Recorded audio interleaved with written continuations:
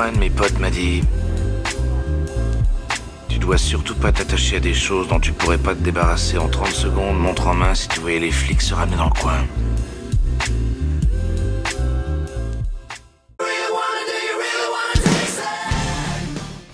Salut à tous et bienvenue sur l'écran fouille. Aujourd'hui on va parler de la dernière série HBO Max produite par l'écurie DC Comics, à savoir Bienvenue chez les Réacs. Je veux dire Peacemaker, donc qui reprend le personnage introduit dans le film The Suicide Squad, donc celui qui a été réalisé par James Gunn en 2021.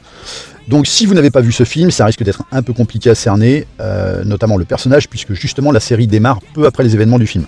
Alors vite fait pour le pitch de départ, donc il faut savoir que Peacemaker est un assassin qui commet donc des atrocités au nom de la paix dans le monde, ou plutôt je dirais un homme qui se sert du prétexte de la paix dans le monde pour justifier le fait de commettre des atrocités. On va plutôt prendre ça comme ça. Donc suite aux événements de The Suicide Squad qui lui ont valu de finir à l'hosto, donc Chris Smith, alias Peacemaker, sort de son rétablissement libre. En tout cas, c'est ce qu'il croit, puisqu'il va rapidement être alpagué par une équipe d'Amanda Waller, donc son employeur et garde-fou, afin d'aider à mettre un terme à une opération internationale appelée l'opération Papillon. Hélas pour lui, Peacemaker n'a pas que ce souci sur les bras, puisqu'il va devoir surtout se sociabiliser, chose qu'il ignore par-dessus tout, et aussi faire face à ses démons du passé. Alors perso, j'avais trouvé le protagoniste plutôt fun dans The Suicide Squad, donc j'étais assez content justement qu'on nous propose de prolonger le plaisir. D'autant que ça se sentait, John Cena s'est quand même fait plaisir avec ce rôle, plus que dans ses autres films. D'ailleurs, quand tu vois qu'ils ont choisi ce personnage sur toute la Suicide Squad, tu sens bien cette intention de surfer sur la mode des super-héros à succès, à grand renfort de classification R-rated, comme The Boys chez Amazon ou encore Deadpool. Vu qu'ici, avec Peacemaker, on sait qu'on va pas aller flirter du côté de la poésie, quoi. Et donc effectivement, faut surtout pas s'attendre à quelque chose de très profond. Ici, on est là pour nous servir du fun et décomplexé. Sauf que je trouve le pari pas forcément gagné pour pas mal de raisons.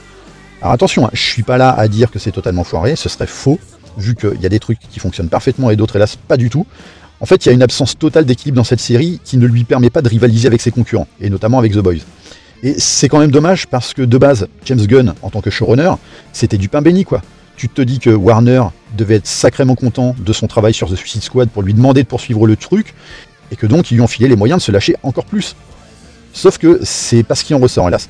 Le premier truc qui frappe, c'est justement ce côté assez fauché de la série, dont le budget avoisine quand même les 60 millions de dollars, ce qui n'est pas rien, surtout pour filmer du paysage canadien qui doit servir à planter un décor d'une Amérique profonde qui reste ancrée dans ses convictions de bouseux anti-progressistes. Donc ça oscille entre une forêt, un motel, un mobil-home ou quelques bâtiments, le tout agrémenté de 10 voire 20 figurants. C'est tout ce qu'on a à nous offrir, et franchement c'est décevant. Mais après, quand tu sais que c'est James Gunn aux commandes, donc un mec issu de la trauma, il n'y a rien d'étonnant à choisir cette toile de fond, puisqu'il a souvent eu l'habitude de ça. Alors évidemment, la priorité de la série, c'est son personnage principal, à savoir Peacemaker. Hélas, et à mon sens, on ne retrouve pas trop les traits de caractère qu'on aimait de lui dans The Suicide Squad. En tout cas, il y a moins de finesse d'écriture, c'est-à-dire que James Gunn, il sait ce qui plaît chez ce personnage, donc son côté fun, décomplexé et particulièrement bourrin, sauf qu'ici, la série, elle s'embourbe presque dans une origin story qui gâche tout l'attrait qu'on pourrait avoir pour lui, en tentant d'apporter des justifications à son comportement, plutôt que juste dire, Peacemaker c'est un gros connard violent, point barre. Non, là, on veut te le faire passer pour un mec qui a pas un mauvais fond, qui pourrait même être gentil, mais qui a été mal orienté durant toute sa vie, donc on lui trouve des mots à sa psyché, principalement liés à son enfance et son rapport avec son père, mais nous on s'en fout. On veut pas un gentil. Ne nous faites pas comme Disney à transformer des bad guys en rois de la bonté, quoi. D'autant qu'en plus, la force de cette série, et ça, c'est du pur James Gunn, repose sur le fait que Peacemaker doit faire équipe avec des personnes qui sont à l'extrême opposé des convictions qu'a tenté de lui inculquer son père. À savoir une attitude réactionnaire, misogyne, raciste, machiste, tout ce que tu veux. Donc, il doit s'associer, lui, à une lesbienne, une fille un peu féministe sur les bords, un black, un nerd au physique pas avantageux, donc exactement le genre de mec que Peacemaker aurait martyrisé étant gamin. Donc, avec un matériel pareil, t'as moyen de te faire plaisir et d'aller à contre-courant des tendances woke sur lesquelles surfent notamment Disney et Apple TV. Surtout ces derniers temps. Et quand tu t'appelles James Gunn, ça se justifie encore plus. Et encore plus quand tu sais que la Warner te donne justement de quoi t'éclater avec ça. Mais au final, toute la série repose sur des prises de tête perpétuelles et autres interactions entre les personnages qui tournent autour d'un humour qui oscille entre le bon et le carrément mauvais. Et cette irrégularité dans l'humour, elle est hyper impactante dans le sens où elle est censée représenter 40% de ce que t'es venu chercher, toi, en tant que spectateur. Donc tantôt on va avoir des scènes ou punchlines assez amusantes et anecdotiques qui ont de quoi faire rigoler, ça je le cache pas, et éventuellement des allusions souvent insultantes de Peacemaker à l'égard de tous les personnages du DC Universe qu'il connaît, donc, pour tenter de se mettre en valeur lui en priorité. C'est bien simple, il n'y en a pas un seul qui est épargné par ses propos. Et j'avoue qu'il y a un petit jeu autour de ça, et quelques clins d'œil qui rendent l'ensemble assez marrant. Mais tantôt, cet humour va l'éloigner du côté de l'exagération au point que ça en devient totalement ridicule. Donc on a un humour très bas du front, souvent en dessous de la ceinture, que ce soit devant ou derrière, mais ça encore, c'est pas le problème. Non, le souci, c'est de savoir bien l'écrire justement. Et c'est pas le cas ici. Ça rappelle un peu la blague lourdingue sur le nom du personnage de Taserface dans Les Gardiens de la Galaxie 2, où James Gunn, il t'a tiré ça en longueur sur 5 minutes. Et bah là, il te fait exactement pareil, x10. Enfin, je veux dire, bordel, t'es James Gunn, quoi. Et puis t'es pas chez Disney, là. T'es chez Warner, avec une classification interdite aux moins de 16 ans. Donc profites-en, éclate-toi, lâche-toi, dans l'humour qui vise en plein centre et qui tâche. Pas dans des délires de cours de récré que même un collégien trouverait ridicule et complètement gamin. Et c'est d'autant plus navrant que dans The Suicide Squad, Peacemaker avait déjà des frictions avec ses acolytes, notamment avec Bloodsport, donc le personnage qui était interprété par Idris Elba. Mais ça restait justement dosé, ça ne nuisait pas au côté cool du personnage. Il avait son charisme bien à lui, et ça le rendait pas ridicule. Il en devenait presque attachant, pour un enfoiré notoire. Que ici, c'est juste un bouffon, avec des bras gros comme des essieux de camion, voilà quoi. Et qui déroule en permanence, et malhabilement, des propos désobligeants qui résultent de son éducation, comme un gosse de 12 ans. Tu ressens finalement que de l'aversion pour ce mec.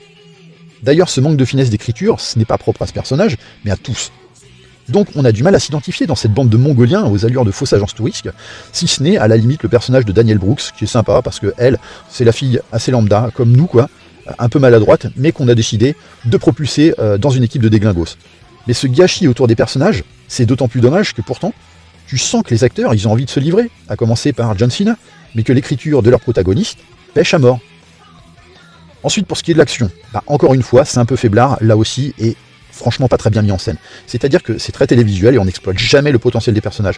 À savoir que Peacemaker, dans The Suicide Squad, c'est clairement expliqué, il est qualifié de véritable assassin, dont chaque chose qu'il prend dans sa main devient un instrument de mort. Mais sauf que tu le vois jamais. À aucun moment c'est utilisé ça. Pareil pour son acolyte Vigilante, qui avait justement ce côté totalement contradictoire, un petit peu Snake Eyes dans G.I. Joe, mais avec un jeune gringalet binoclard totalement azimuté du cerveau dans le costume. James Gunn n'en fait quasiment rien, si ce n'est un comparse à Peacemaker pour balancer des vannes en mode tiens j'ai pété, viens sentir mon cul. Donc voilà quoi. Alors pour ce qui est des CGI, ils sont assez réguliers, c'est-à-dire que dans un premier temps tu vas avoir par exemple une scène façon Iron Man du pauvre avec des effets spéciaux et des incrustations dégueulasses, donc ce qui marche encore moins dans le sens où en plus elle met en scène le personnage de Robert Patrick, donc, qui lui n'est pas de la première fraîcheur pour le rôle qu'il est censé jouer, ce qui rend le tout ridicule, déjà que son personnage de père de Peacemaker est le moins bien écrit avec zéro nuance. Et puis tantôt on va avoir donc des scènes un petit peu plus travaillées, donc notamment une scène avec un gorille qui est franchement assez cool. Et puis ouais, d'autres efforts, notamment sur le dernier épisode. D'ailleurs, en parlant du dernier épisode, donc cette fin où James Gunn se lâche déjà un peu plus, mais voilà, c'est vite expédié. Mais clairement, c'est probablement son travail le moins inspiré cette série. Il n'y a pas la moindre envie de proposer quelque chose d'un tant soit peu original, qui donne envie de revoir la saison. Pareil, pour ce qui est du gore, qui est quand même la marque de fabrique de James Gunn, là aussi, faut le rappeler, comme je le disais, il est issu de la trauma, faut parfois le chercher, le gore. Alors il y en a un, mais il n'y a aucun travail de fait dessus pour le rendre vraiment jouissif, comme pourrait l'être une série comme The Boys. Et c'est clairement pas ça qui justifie sa classification R. Mais plutôt, je dirais, les dialogues et éventuellement le cul. Alors, je parlais de la fin justement. Fin qui est d'ailleurs dans la pure veine de James Gunn, là en revanche. C'est-à-dire que l'histoire concorde parfaitement avec ses aspirations. Faut quand même pas oublier que James Gunn, c'est le mec qui a trouvé le moyen de pondre en menace dans The Suicide Squad une étoile de mer géante de l'espace. Dans Horribilis, c'était des limaces extraterrestres. Bon bah là, c'est des papillons venus d'une autre planète. Donc il y a ce côté de prime abord assez ridicule de la menace, mais qui fonctionne toujours très bien dans ces films, et qui fonctionne parfaitement ici, justement. Maintenant, si saison 2 y a, j'espère quand même qu'il changera un peu de délire, parce que faire tout le registre animalier pour en faire des méchants, ça va peut-être faire beaucoup à la longue. Et le problème de l'intrigue, c'est qu'elle est tirée en longueur par des vannes lourdingues. Et donc tu te rends compte au final, quand tu as vu l'intégralité de la saison, qu'il n'y a finalement pas grand-chose à raconter dans toute cette série, et qu'on aurait pu faire tenir ça donc sur un film qui, je pense, aurait permis d'avoir un meilleur dosage dans à peu près tout, et donc d'être forcément mieux équilibré. Alors je vais corriger un de mes propos précédents quand je disais qu'il n'y avait aucune inventivité. C'est pas totalement vrai puisque, et là on peut pas reprocher à James Gunn d'avoir été fidèle à ses petits plaisirs, c'est sa composition musicale. On le sait depuis longtemps, James Gunn a ce côté un peu mélomane qui a tendance à déborder dans ses films, mais généralement c'est toujours jouissif et avec quelques étincelles d'inventivité et d'originalité. Et donc forcément avec Peacemaker, on déroge pas à cette règle. C'est rock, c'est fun, c'est un pur régal pour les oreilles. Bref, on s'éclate dans ces moments-là, et d'ailleurs cette richesse musicale, qui va jusque dans ce générique d'intro aux allures de cabaret assez cool, aide finalement au visionnage et à la digestion de la série. Bref, avec un matériau de base qui avait tout pour plaire et un showrunner parfaitement indiqué en la personne de James Gunn, on était en droit d'attendre du fun et du bourrin avec vraiment un esprit potache, et au final on se réjouira que la série ne fasse pas plus de 8 épisodes, tant tout ça est mal écrit et produit avec la plus grande irrégularité. C'est mal dosé dans les ingrédients, le tout est recouvert d'une triple couche de glaçage d'humour qui vous déconcertera entre alternance de rigolade et de gêne, à moins d'avoir fait une cure d'acide pour pouvoir rire de tout, et là je parle pas d'acide aminé. Voilà, j'en ai fini pour cette critique. Alors, pour ce qui est du jeu des répliques dans la vidéo précédente qui traitait la critique de Uncharted, il fallait trouver dans le générique d'intro James Bond contre Dr No réalisé en 1962 par Terence Young, puis Lao réalisé par Pete Docter en 2009, et en outro, Casino réalisé en 1995 par l'indétrônable Martin Scorsese. Voilà, n'hésitez pas à commenter cette vidéo, partager et liker, et surtout abonnez-vous à ma chaîne pour vous tenir informé des prochains contenus dispo, et on se retrouve très vite pour une prochaine review. Bye.